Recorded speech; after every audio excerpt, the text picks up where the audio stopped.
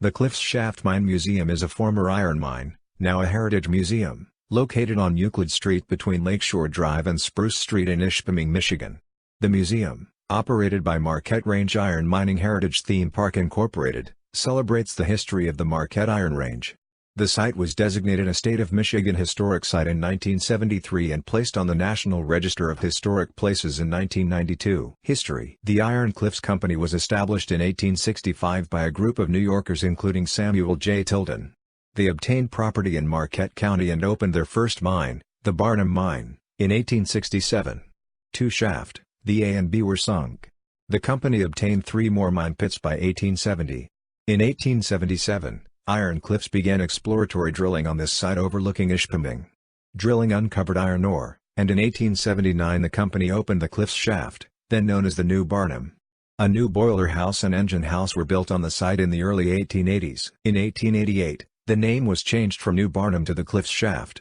However, more changes were afoot. In 1891, the assets of the Iron Cliffs Company were merged with that of other iron companies in the area, including the Jackson Mine and the Cleveland Mine, to form the Cleveland Cliffs Iron Company, with William G. Mather as president of the merged company. A new dry was built after a disastrous fire in 1901. The original timber head frames over the A and B shafts were replaced with concrete head frames in 1919. A larger modern C shaft and head frame was built in 1955. The mine was at one time the nation's largest producer of hematite, and shipped ore every year but one from 1887 until its eventual close.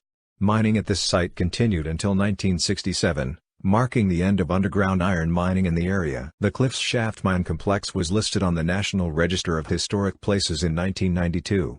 It is commemorated by a Michigan historical marker in 1998. The former owners of the mine donated the majority of the property of the Cliffs Shaft Mine to the non-profit group so that a museum could be created there. The museum opened in 1999. Description: Above ground, the Cliffs Shaft site covers 15 acres and includes 3 head frames and 8 other buildings. 1919 head frames. The 2 1919 head frames, mirror images of each other, are unusual as a collaboration between mining engineers and a professional architect. In 1919, Cliffs Shaft engineers determined that the 2 wooden head frames atop their A and B shafts were deteriorating and would soon be unsafe. When Cliffs Shaft engineers presented company president William G. Mather with proposals to update the head frames, Mather suggested that, because of the prominence of their location, the head frames combine practicality with architectural beauty.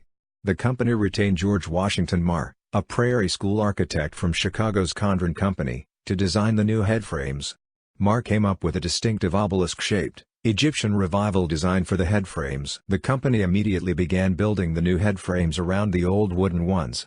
The new head frames were of reinforced concrete, with an interior measurement of 33 feet, 10 meters, square at the base, eventually tapering to 21 feet, 6.4 meters, square at the top.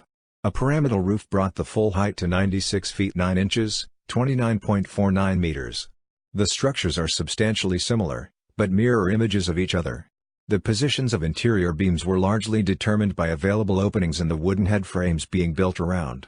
Work continued from July into December 1919. 1955 headframe. The third headframe was built in 1955 of concrete with metal facing.